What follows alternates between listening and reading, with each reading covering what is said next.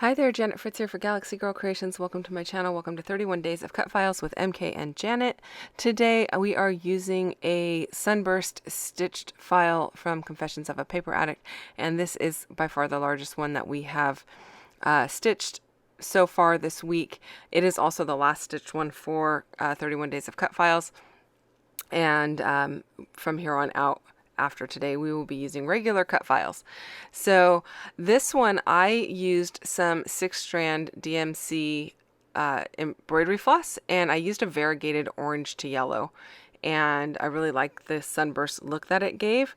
And I actually have a photo of a sunset that I am going to be documenting. So I took some black cardstock just out of my stash, and I'm using some Oxide ink in Speckled Egg, and then I'm also going to use some Stormy Sky and some Tumbled Glass. And what I'm trying to do is I'm trying to mimic what is in the photograph. And I'm going to hold that photograph up here in just a second so you can see that it is this, it's got these darker blue areas at the top, and then it's red-orange at the bottom.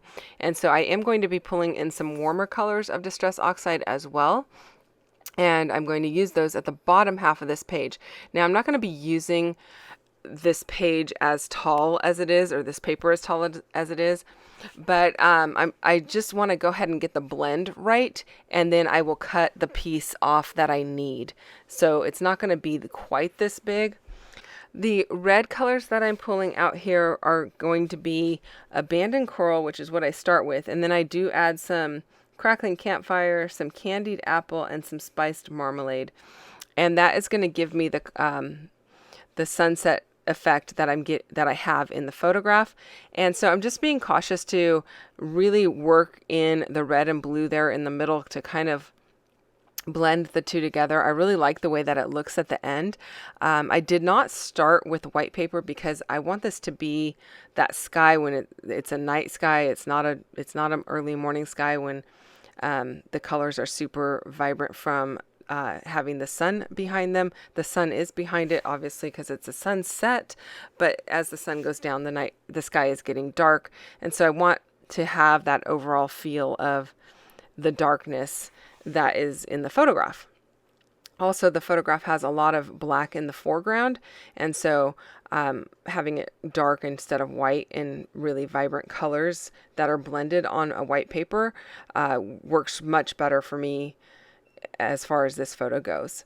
So there I'm adding the Spiced Marmalade just to go more towards the oranges, and I'm liking how this is looking so far. A little bit of Crackling Campfire to orange up the red and give it a little bit of a blend in between the reds and the orange that I have at the bottom. I'm not too worried about going all the way to the bottom edge because I know I'm going to cut that area, and I think this is going to work really well with the photograph that I've got because it's got that nice blend all the way through. Now I decided to tear my paper to the size that I wanted instead of cutting it because I do like that black edge on it. I think it looks really crisp and neat, even though it's not straight along, it's nice and crisp. But there's way more blue than I actually need on this page, so I'm trimming down the blue more than the red so that I get a nice blend of both. Now here's where I made a mistake. Did you see that, you guys? I put the adhesive on the bottom of the cut file and then quickly turned my paper over on top of it, and yeah, that is not supposed to happen. I don't know why I put the adhesive on the cut file paper before I turned over and put adhesive on this. So I am going to be able to fix it. I don't have to do all of the inking again, but I wasn't really sure how it was going to turn out. So I just stuck it down anyway and said, you know what, I'm not going through all that again. It's going to work out one way or the other. I will find something to cover it up. And what I did was I ended up using one of those strips that I tore off. And I was able to erase most of it, but it still has a little bit that shows there on the bottom right hand of where the photo is. But I really actually like the way that this looks because it kind of looks like a mountain range where you have like mountains in the foreground and mountains in the background with this black streak going across. And so this is how I'm going to do it. I'm going to use that piece that I ripped off the top of the bottom paper. I'm going to put it right over the top of the piece that got messed up. I am using some of these orange faux lace pieces from the 49 and Market Alina collection.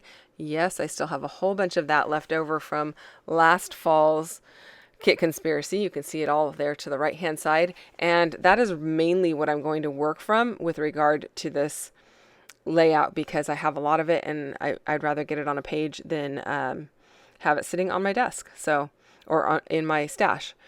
I did back my photo with some black cardstock, and it is just the photo mats that you can buy at Hobby Lobby. You get 100 in a pack for, I don't know, $4.99 or $6.99, depending on what color and what size of photo mats you purchase. These ones happen to be 4.5 by 6.5 when you buy them, and I like that because I don't feel bad about throwing a quarter of an inch away, or a half an inch away when I cut it down. Okay, I do also have a red acrylic piece from Color Cast Designs. It's kind of a red orange, and it says Explorer, and I know I want to use that as my title. In case you're wondering about the photo, this is actually a photo taken from the front of the retreat house that we use for the retreats that I go to locally. And on this particular trip, I was supposed to go up earlier in the day, and some things happened that prevented me from going, and I kind of at the last minute decided to go that night or that evening, and it took me a while to get there just because of traffic, and I was arriving just as the sun was going down. I quickly hopped out of my car and snapped this photo. That is all there is to it. But I know that doesn't really lend itself to the word explorer, but normally I'm not the kind of person that would just go, okay, I'm hopping in my car and I'm going to go right now. I would have probably waited till the next day, but in this case, I was like, you know what, I'm just going to go. If I get there late at night, everybody's going to be up. It's the first night of the retreat. People will be up late. And so, exploring some new opportunities or new ways of doing things works for me as well. And so that's why I decided to go ahead and use that. Plus, it matches perfectly. Now, it looked really good when it had the backer on it. I could put it right over the photograph and it would pop really well. But I pulled the backer off because I'm never sure with these ones that are translucent or semi-translucent how they're going to turn out. And so I am going to end up leaving it up here at the top of the photo with the white background because it shows that red color much better. I'm just pulling in more bits and pieces from the Alina collection. There is a little wood piece there that's also from Color Cast Designs. It's super old. I don't even know how long it's been in my stash, probably years. And it just says no filter because there is absolutely no filter on this picture. It's just snapped it as I got out of the car with my iPhone. And that's how the sky looked. It's so beautiful. And then I know I want to do something up here in the upper right hand corner. I'm just not 100% sure what. So I had those labels sitting up there, but then I thought, well, these flowers are like the perfect color, so let me put those up there. And then I just laid something across the top so I could see what they would look like if they were only partially on the page, rather than having that optical illusion of all of it being there. Like, you want to just cover up the part that's going to be hanging off the page because it's not going to be there in your album once everything's said and done. So I just covered it up and I was like, I think I'm going to use those flowers. So I'm letting them live there and think about it while I'm working on the rest of the page. And then I'll determine if that's what I do or if I go back to just using a couple of the labels, it's a little bit of a cleaner, less cluttered look. Although the flowers are not it's not creating clutter or anything, but it's definitely a bulkier item and draws your eye up into that corner a little bit more than if I had just used the labels. But I do like the way they look, so I'm thinking I might just go for it. In the meantime, I'm working on my title area.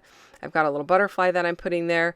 I did pop its wings up onto some foam, and then the leaves that are on the bottom right of the photograph, I popped the tip of some of those up onto some foam as well. And then I went ahead and made my decision to go ahead and put those flowers up there, and then I'm going to trim them off.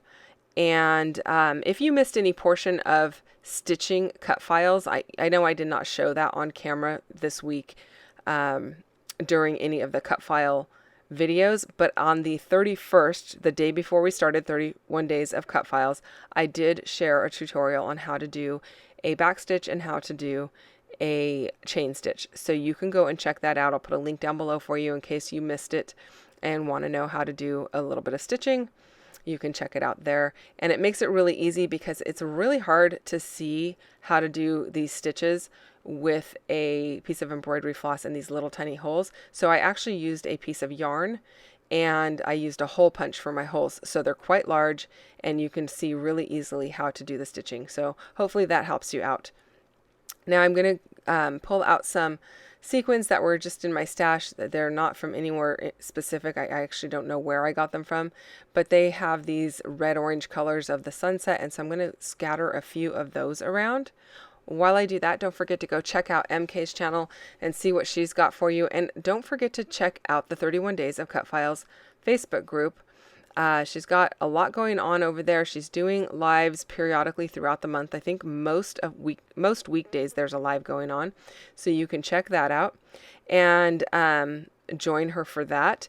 And she's got a lot of tutorials for you. So lots of good information. That is my completed layout, you guys. I hope that you enjoyed this one. If you have questions or comments, as always, leave them down below. It does take me a little while to answer, but I do respond to all of them. And thank you for your time and spending it with me today. If you enjoyed this video, I'd love a thumbs up. And if you're not subscribed to my channel, I would love for you to subscribe as well. I'll be back again tomorrow with another video, so come back and see me then. And as always, I hope you have a wonderful day. See you tomorrow. Bye-bye.